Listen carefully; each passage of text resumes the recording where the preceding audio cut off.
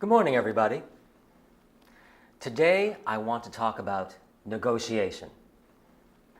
First, I'd like to talk about why negotiation is so important for business, and then we'll talk about different approaches to negotiation. After that, we'll talk about some techniques for negotiating successfully. So, why are negotiation skills so important? Every time you need to resolve a problem or reach an agreement with other people, you need to be able to negotiate. We need to negotiate every day with our coworkers, our boss, and people from other businesses, right? So negotiating is a skill that you will use often as a professional. And knowing how to negotiate well will help ensure your success in business. The problem is that many people are not very good negotiators. That's because many people perceive only two approaches to negotiation: the hard approach and the soft approach. If you are a hard negotiator, you are concerned with winning, with reaching the decision that is best for you. You are not very concerned about the other person or your relationship with that person. Hard negotiators will concentrate on getting the decision they want. They won't stop until the other person agrees.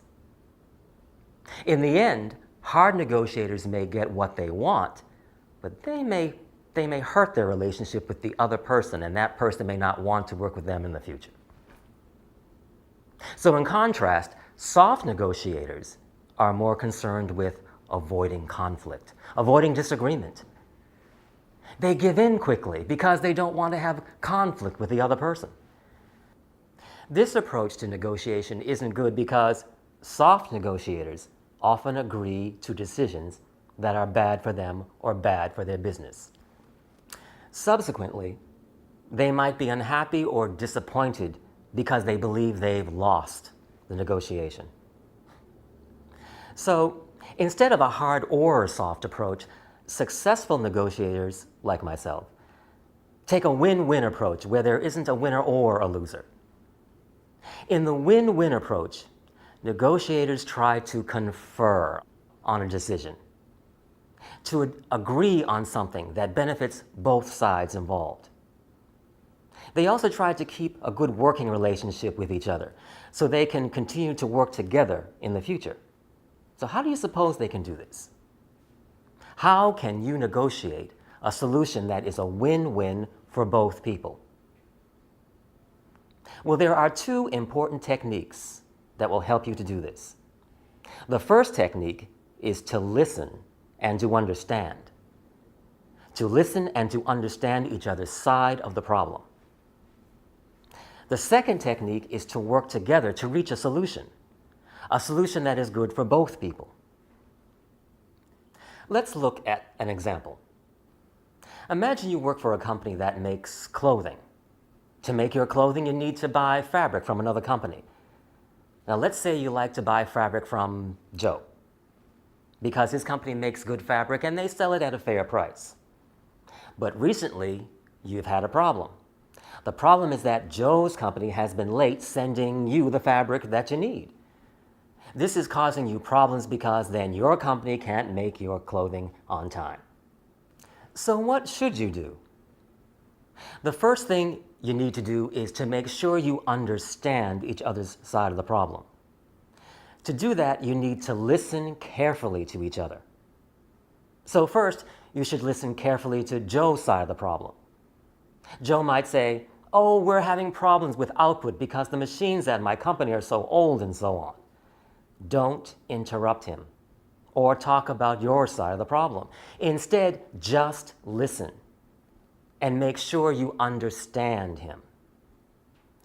After you have heard and understood the other person, you should explain your circumstances. When you do, don't blame the other person for the problem. If you blame the person, they may get angry and may not want to talk to you anymore. One way to avoid blaming someone is to use I statements.